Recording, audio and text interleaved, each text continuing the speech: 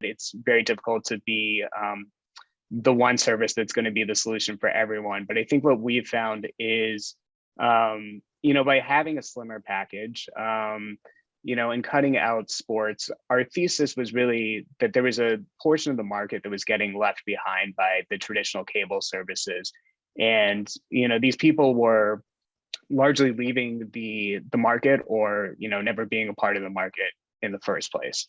So what we've tried to do with Philo is put together something that, hopefully will appeal to a large portion of your family. We've got the great lifestyle content that you would expect from the Discovery portfolio. We've got, some of the best brands for kids with the Nickelodeon portfolio.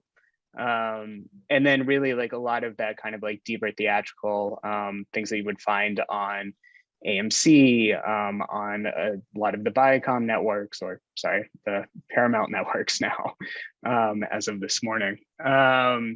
But I think really it's, it's not enough. It's not enough to just have the volume of content.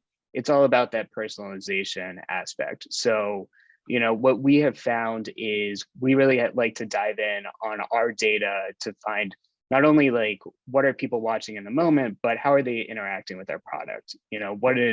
What shows are they saving? Are they watching things on DVR? Are they watching things VOD?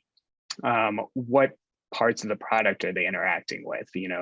Do they scroll through the collections that we put together? Do they, just want to look and see what's airing live on the guide?